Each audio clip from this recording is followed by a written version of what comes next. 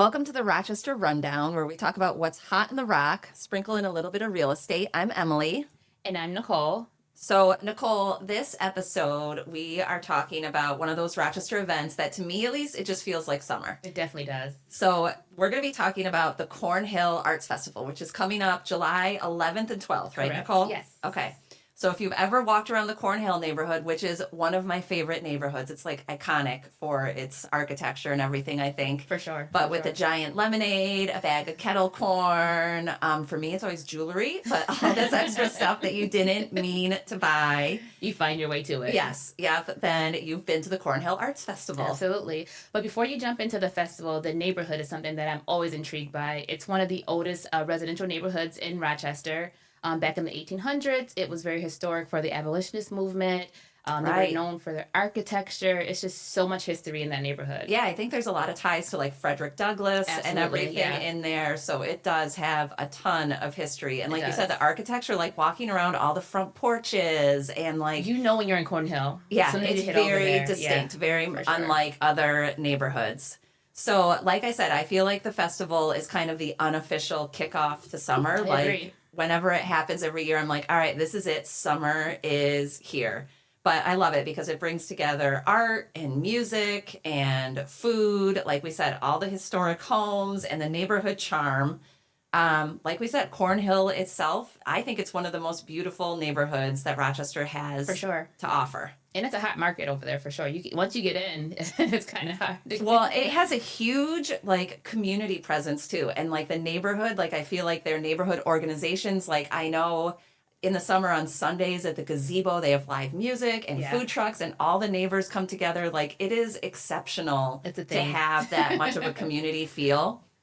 So for our guest today, we wanted to invite somebody who understands the behind the scenes stuff of events, but also Cornhill Arts Festival. So we have Jen Gallo, who is the founder of the Gallo Event Agency. She is also a committee member for the festival and the creator of the new event space, the venue on Atwater in Canandaigua. Yay! Welcome, Jen. Thanks for coming. Thanks for having me.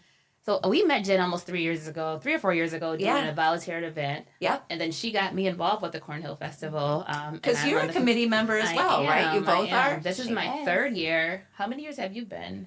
I'm going on 10. Oh, wow. How did you get started with it? Did you live in Cornhill or just frequent the festival? No, so my first job out of college was at Archer Communications, and one of their clients was the Cornhill Arts Festival. Oh, okay. So I started working really closely with them. We oversee all the sponsorships, media, marketing of the festival, and I just fell in love with events.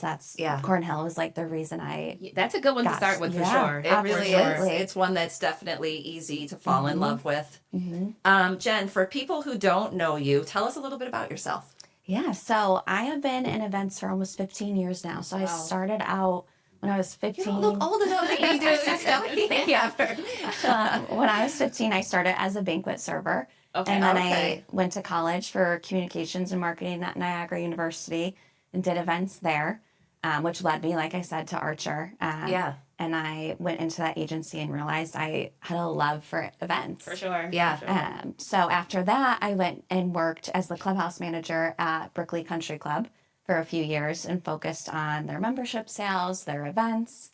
And I was like, you know what? There's more to this there. Yeah. So for fast forward, and for 4 years now, I've had Gallo Event Agency, which really focuses on annual events in the Finger Lakes area and beyond. So golf tournaments, galas, conferences, festivals, and I mean, we met you at a golf tournament, you know, that you were helping organize. And I will say that event was so much fun. So much fun. And for a great cause. I mean. Yeah. And very well organized. You know, we would volunteer and like work at a hole, and it was always perfectly set up, you know, ahead of time. Everything was very clear. You were a pleasure to work with, I have to say. You made it very easy. It looked seamless on our end. I know, right? So I don't know if it feels the same way for you, but on our end, it looked easy, I guess. Yeah, controlling the chaos. I know, right? And you never know what's going on when she's like running the show. So yeah.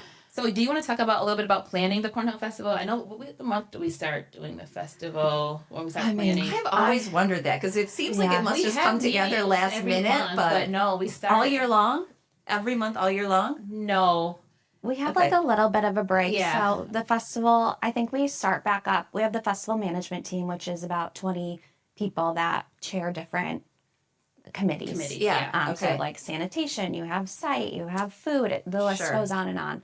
But I think that usually starts back up in September. So it really is almost oh my gosh, all so year. A month off because the festival's in July. And we have something after the festival to kind of recap from the festival. So sure, to like take notes and see what to do different next year. And it's all such a of great that. group anyway. They like to get together and chat. Like I know the chair is bringing wine for everyone for our next committee Oh my meeting. gosh, maybe I should join. So it's really nice. I really enjoyed being a part of it. So thanks for inviting me. Thanks for doing it. We appreciate you being on So the team. another question, what would someone be surprised about with the Cornhill Festival, would you think?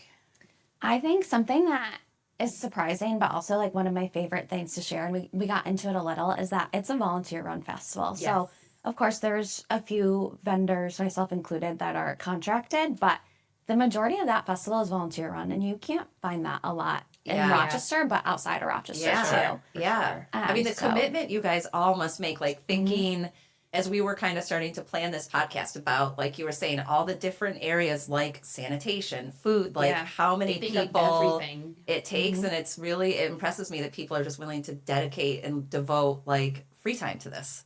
And everyone's part of the community. I don't live in Cornhill, and I volunteered just because I grew up going my whole life. Yeah. I grew up in the 19th Ward, so it was one of our favorite festivals to go to. And I was happy to be a part of it, for sure. Yeah. Now you're selling me like I should do this. Gotta join. I don't know. I feel left out, guys. I have FOMO. September 1st. I'm sorry. I'll have a bottle of wine. Will there for be you. wine? There'll be wine. So what do you think is one of the hardest parts of the festival?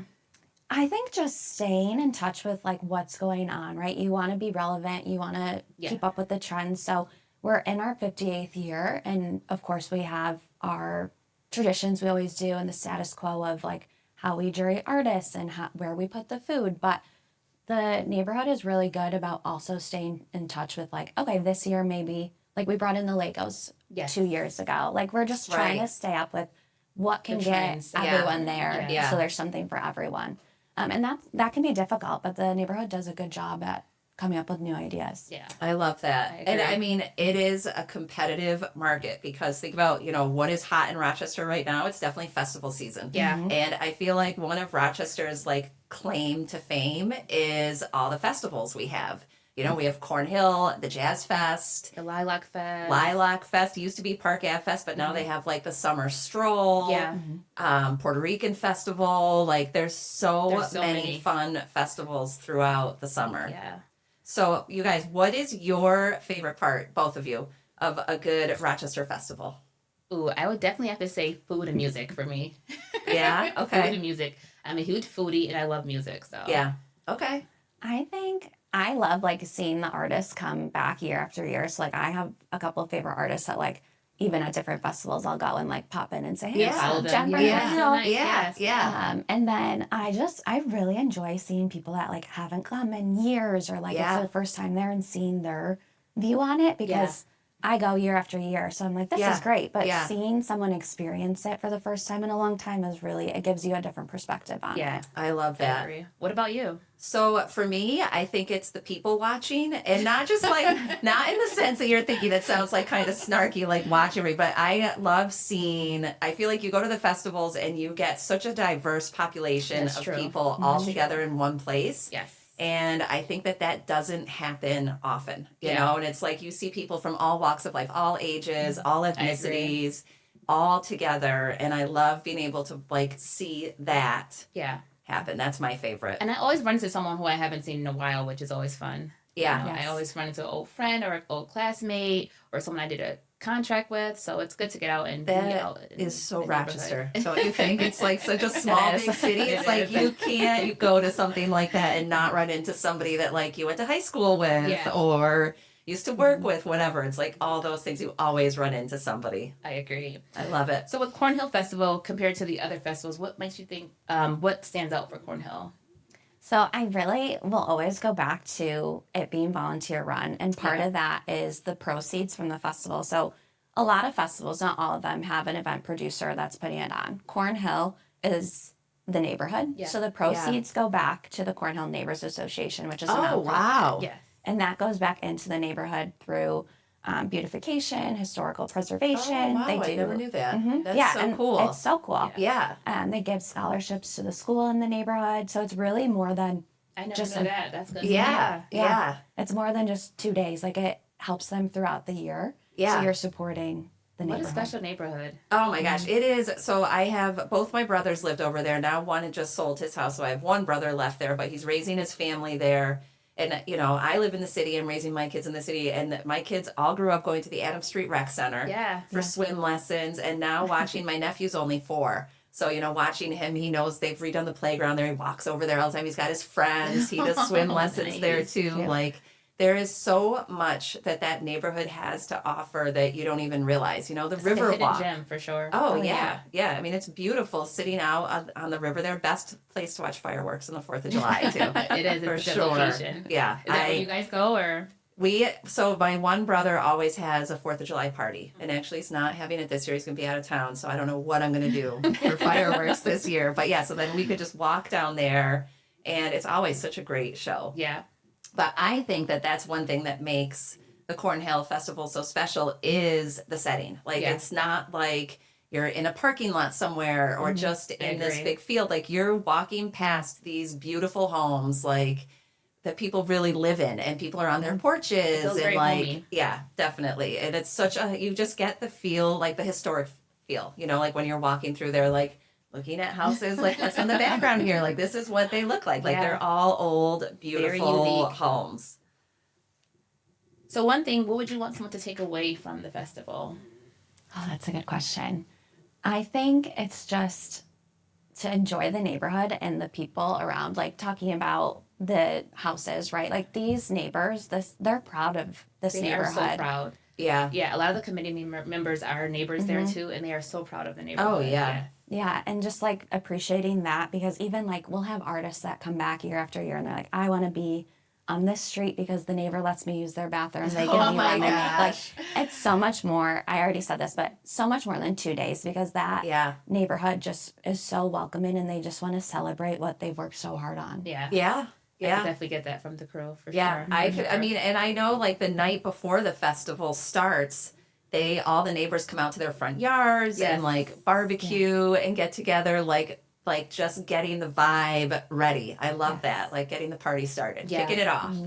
For sure. So what is one of your must-have foods at the festival? Ooh, That's a good one. Both of you ladies. I mean, I love the lemonade. Okay. I'm like a sucker for those lemonade stands, and I hate to admit it, but any kind of meat on a stick, I am there for it. I don't know what it is. I don't know if it's because you can walk with both. It's easy, But I don't know. That's always my go-to festival food. I think What about for you guys? me would be the kettle corn. I love the kettle Oh, corn. my kids love the kettle corn. And I love a good wine slushie. Oh my gosh. Oh, duh. Yeah. Do they have wine slushies there? They have it, yeah. Mm-hmm. All right. Scratch the lemonade. Scratch the lemonade. I'm doing the wine slushie. I would say for me, it depends on the weather, because sometimes it's so hot. I'm like, I don't know. That is Yeah, I need that's something true. cool. Yeah. But my go-tos are mackerel, and I always make a stop effortlessly, healthy. I'm there both days, so I kind of like balance it out throughout the day to make sure I can get it all in. Get all your cravings in, all those A little fixes. snack here, a little snack there. Yeah. I mean, it is crazy. Like we're saying, like people like me just show up and enjoy the weekend, don't realize how much goes into it behind the scenes with like vendors and food and cleanup and all this stuff. But, I had a sense of this before, but after talking to you guys now too, it really strikes me how much of an impact this has. Yeah. Like you said, like I had no idea that all the proceeds go back to the neighborhood association there, and things like scholarships and this and that. So That's so I'm awesome. super impressed. I love it. It's a great neighborhood to be in. Now, how many guests do you think, not guests, how many artists apply and get accepted in? Yeah, so it varies year to year. Okay. I would say around 400 apply on average each year. Oh, wow. How many do you take? So anywhere from some years it's like 3 to 350. This year we have 325, but it's a juried art show. So we have judges, which Nicole works very closely. The judges go through and look at all of this like submissions and make sure it's up to the standard of a juried art show. It's not trademark artwork or things from And those judges are very strict about it. Well, and there are awards given, right? You guys actually cash walk awards. around and cash awards. Cash awards, yes. Do you want to be an artist now? I was going to say now the gears are turning. You can see. No, it's like real. Even when it comes down to giving out the awards and driving up to the artists and letting them know that they won, it's like one of the best parts of my committee part of it. It's so much fun. They're so excited to be in the neighborhood. They all know each other. I feel like a lot of the artists are repeat artists, and they recognize each other and support each other's businesses. And it's been really fun being a part of the committee. I mean, what types of stuff? Like I said at the beginning, I am a sucker. I always get drawn to the jewelry tents. Yeah. But so, I know I've seen photographers, but what types of art are you allowing there? What types of media, I guess? So there's textile, woodwork, leather, there's so many different things. Photography, clothing. Like I said, the jewelry is a major, I think one of our biggest categories is jewelry for sure. Yeah, so there's so many different things you can And what about foods? I feel like I've seen people will have a tent with local honey, stuff like that too, right? Yes. Or skincare. Can you have stuff like that we don't too? Judge those items. We don't judge the food or okay. Yeah, so that's not on the list of no cash prize. Cash prize for them. Taste testing all day. I know. I was gonna make chapstick and win the prize or something. How smooth are your lips after that? So my goodness. No, but it's a really good festival. One of my favorite for sure. Definitely. I love it there. So again, thinking about the impact it has, and just the neighborhood in general, we were saying, they do have such a strong neighbor community feel. I think coming from a real estate standpoint, it's a place where, because I have done some business there, selling and buying, and people are not just buying for the house. No. They are absolutely buying for that community feel. And they know it's there. Yeah. I just sold a house over there, I guess almost 2 months ago, and it was somebody who had lived there years ago and then moved away and came back, and they wouldn't live anywhere else. Yeah. They were they knew all the events that happened. They had stayed in touch with neighbors, and it was if I'm coming back to Rochester, that's where I'm only living in Cornhill. This is my community, and I think events like this really help build that up. I think so too. So now we can head to one of our favorite segments, Sold or Not Sold. This is my favorite. Every episode, this is my favorite. Nicole and I often get into some pretty good debates here. Yeah. So I'll be curious where Jen stands today, too. Okay. So our one for today is, would you buy a house directly on a festival route? Oh, I absolutely would. I would, too. I would. Without hesitation. Yeah, I would too. My one brother lived right on Fitzhugh on the festival route, and it was so fun. And if you get overwhelmed, you go inside or you go in your backyard. For 2 days, but it is so fun. You can have a party, everybody pops in, kind of like an open house. Yeah. I would definitely do it. I'm sold. I'm sold. Sold. Oh my gosh. Well, that was the easiest sold or not sold portion ever. But so something else we like to do every episode is we like to highlight local businesses. Yes. So Jen, since you clearly know events inside and out, beyond Cornhill, obviously from your Gallo Event Agency, we want to talk about your latest endeavor and business, which is the venue at Atwater. So tell us a little bit about that, because all I know is that it's in Canandaigua on Atwater, right? Yes. Atwater Street. Yeah, you got it down. Atwater. So myself and my 2 business partners opened the venue on Atwater. And actually, our first event was June 6th, so it's brand new. Yes. What was the first event? It was a women's empowerment event with Alana Cummings. It was incredible. I heard about this. We were actually. Yes. My kids' sports were in the way, but yes, that sounded really cool. So hey, keep going. So we're really bad at talking over people. Sorry. So it's right on Main Street in Atwater, so right in the heart of Canandaigua. And it used to be the old Y. So a lot of people in Canandaigua know it. It's across from the courthouse. It used to be the post office too. Yeah. So a lot of history behind it. Yeah. And we started working on it over a year ago, and construction Wow. finished up, and now we're up and running. It's really exciting. Oh my gosh. Nice. So do you have a lot of events planned for the summer? Yeah, so looking at the trends, so we have corporate events for 2026, because obviously when you're booking a wedding a year and a half out, you want to see the finished space right, first. right. So the weddings are more in 2027. Okay. But now that the floors are in and the lights are up and we're rocking and rolling, the bookings are coming in. So that's great. That was one thing that we were talking about when we were, going over this yesterday is what do you see trending event-wise? Like, are there a lot? Because, I automatically just think weddings. I'm like, oh, an event space, weddings, showers, stuff like that. But you typically think of like corporate events or this women's empowerment. Like, what are you seeing changing as an event planner here? Yeah, so our space is pretty large, and so our primary focus is on weddings. But with my background of annual events, like I'm trying to connect with those nonprofits for their galas or conferences in town to have breakout sessions, and really leaning into that, especially for the off season, because when you hit winter, that's more of like people are getting engaged in planning rather than getting married. So I thought about that. Yeah, that is kind of right. Okay. Well, and Canandaigua was such a summer spot, on the lake and everything. But it's beautiful in the winter too. And the fall, yeah. I'm sure you'll be booked year round. Yes. Oh my gosh, of course. So what brought about the venue? So my two business partners, Mike and Dan, they own Tin Cup in Fairport. Okay. And obviously I had the event agency going on, and we were kind of talking about like the next best thing and what we could have going on.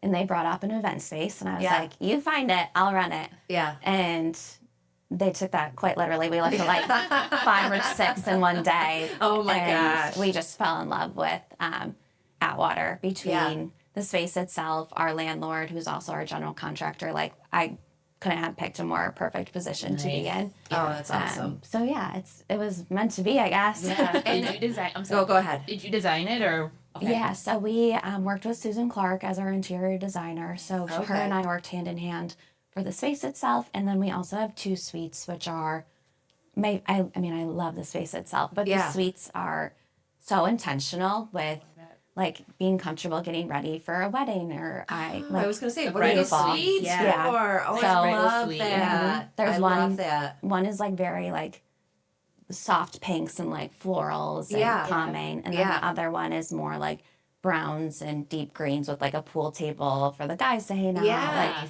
So, very intentional. Yeah, I love that. she was great. Well, she and did a is the great job. space big enough? Like thinking along those lines, like when I got married, we wanted to do everything in one place. It was like we wanted the ceremony there, the reception there. We didn't want people to have to go back and forth. Can you accommodate stuff like that? Is there enough space? Yeah, so we have an outdoor patio that can accommodate an outdoor ceremony. Okay. We also have inside, it's one large space that can be broken up into 3 spaces with curtains. Yeah. So you can have your ceremony indoors, head to the other side of the curtains for a cocktail hour, and then the reception will be laid out. Okay, that's awesome. Yeah, so it's very convenient too. Oh my gosh, for space. sure. Yeah. For sure. Especially, when, people are coming in from out of town and stuff and dealing with getting places. It's nice to have everything all together. Absolutely. You have any other questions, Nicole? I know I put on our question list. We came up with a bunch for you. I think we hit them all, but you kind of answered a lot of them too while you were talking. But when you think of the event space compared to other ones, what makes yours stand out, would you say?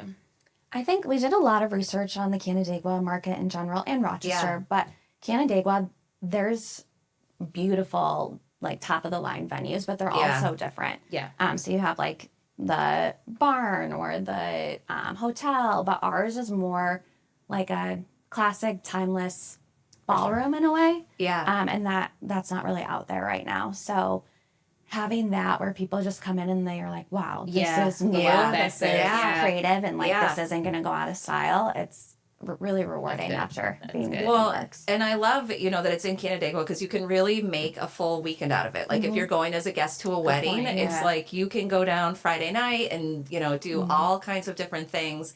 And it's got to be nice being so centrally located because there's got to be like this ripple effect with other local businesses, right? Like it's a pretty small, tight-knit community. And if you're right by Main Street, I would think as you guys get up and running even more, like being like, oh, well, this is where everybody likes to go get breakfast, or you don't forget to check out this space. Like, that's going to be really nice for people too. Absolutely. Yeah, and with that too. So I'm actually crazy.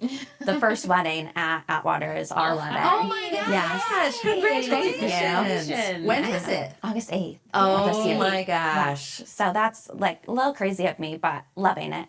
No, I kind of like that. I love to be the that. First. Yeah, I like absolutely. that. Yeah. But That's awesome. with that, like I've been trying, to support because I have so many connections in Rochester, but like kind of leaning on the Canandaigua network to build up that too. So like my wedding dress came from Bridal by Jay in Canandaigua, and then the Airbnb we're at is a hotel right across the street from us. It's like a boutique hotel. So like kind of just learning like the ins and outs of Canandaigua and making sure like when I support those people, they're gonna come back and support me. So absolutely. Staying local, shopping local is so important. We talk about that all the time. Well, and there's got to be great caterers and, all that kind of stuff there. Because, I mean, Canandaigua is certainly a place that's used to having events. Yeah. But one other thing, sorry, I'm like talking away. That's what I'm interested now. But I love the idea too, because you said that it was an old YMCA. So I love that idea of like repurposing some sort of space and using it for something so cool in the community still. I hadn't realized that it was an old Y. Yeah, it was. So before that, it was the post office and I believe the old courthouse. Okay. So like the outside of it has the beautiful huge pillars for the post office. Oh my gosh, great for photos. Yes, that's what I'm thinking. Yeah, right. And then it became the Y, and they moved the Y in Canandaigua. So our landlord took it over, and he has our event space in there. A brewery's coming in. Oh wow! Oh, that's cool. A smoothie bar, an eye doctor. Love a smoothie. And the district attorney's office has the top 2 floors. So it's multi-purpose. Yeah. And that's it's nice. there's It's a lot huge going on. building. It is. Yeah. Was it difficult to transform the space from the YMCA to like the event space? Yeah. Did it So take- our spot was actually the pool. Okay. Well, I was wondering, there had to have been a pool there. What happened to the pool? Yeah. And that pool, people loved that pool. Yeah. But when our landlord came in, you couldn't have any competing sports in there. So the pool would have just sat. So when we looked at it, it was an empty pool. Oh, wow. Somehow we saw the vision, and now, and now it looks nothing like that. But it's kind of my cool. gosh, talk about a big like makeover. I hope you have lots of before and after, and like during the process and everything. Nice. Well, congratulations. I'm so excited for you. One, to be getting married, and two, to have this new space. And, to our listeners, too, thinking of a place to host some sort of event, definitely check out the venue on Atwater. And should they go to your website or online, or what's the best way what's the best way to look you up? Yeah, so if you go to the venueonatwater.com, it has all the information. It has access to our social media, so you can see all the latest and greatest. And then you can fill out an inquiry and just say like what you're looking for, what your date is, and then set up a tour and see the space. All right. Do you guys have like an Instagram or anything too? Instagram and Facebook. So check us out. Just the venue on Atwater. Yeah, we have to do a tour there. I think we should. Let's go. Yeah. Let's host an event. Even better. I love it. So let's get to our episode specific real estate trend, Nicole. So this week, what are we talking about for our real estate trend? So we're talking about neighborhoods with architectural styles, different setups, different unique, homes and doors and structures. And that's why Cornhill kind of fits into that box. Yeah. You go to Cornhill, like I said, when you get there, you know you're in Cornhill. It's a nice little neighborhood that has its own look and vibe, I feel like, for me. Well, and I think there is a big trend shifting, like when we work with our buyers and even our sellers too. People are not just buying the house. Like they are very picky about where they are. And it's things more than just like school district or having Fairport Electric or whatever. Like people are buying like, what's the vibe on a Saturday morning? Like, is there someplace I can walk to get coffee? And I see that as a big trend that's shifting in the market is like, my buyers are really checking neighborhoods out, like driving through all different times of day. And I tell them I tell my buyers to definitely drive through morning, afternoon, see what's going on, Saturdays. Because you are definitely buying like the whole feeling of being part of something and you want to make sure it's where you fit. Absolutely. The walkability, being close to downtown, or it depends on what you're looking for. But I definitely have a list that was a little different for a lot of my buyers. they're interested in a lot more different things. School Yeah. used to be like the main thing, but now it's so many So different- much more. I Yeah. agree. Well, and so I think Cornhill, if you're looking for that, neighbor community vibe, lots of good local businesses It feels like there. a family over there, I feel like. Yeah. It's just a Yeah. family vibe. Beautiful historic homes. Mhm. Look us up. We'll get you a house in Cornhill. We'll have to fight tooth and nail because they don't really move out of there. I know, they really don't. They really They take don't. pride in their neighborhoods. Even when I first started with the committee, we used to meet, the jurors would meet at one of the neighborhood homes. Someone would let us use their home to just meet there for Yeah. breakfast and lunch. And I'm like, this is so awesome. Well, over the holidays, they do like a walkthrough of the homes, Yes, and people can yes. come and walk. So my one brother does it because his wife loves giant Christmas trees. So they get like 12, 13, because they have really high ceilings in those Yeah. old houses. So they get like 12, 13, 14-foot high Christmas trees, like ladder to put the lights on. We chainsaw it to get it out of the house. It's a whole thing. But Oh, it's a real tree. Oh yeah, Oh. it's a real tree. Girl, yes, it's a real tree. We help cut it down, load it up. It's a whole process every year. Nice. But I'm always just impressed that people open their doors during the holiday season when everybody's busy and is like, okay, just come on in, I come love see that. my though. house. That's so nice and unique. Yeah, very cool. I guess I gotta get me a bigger tree this year. I need a bigger house first.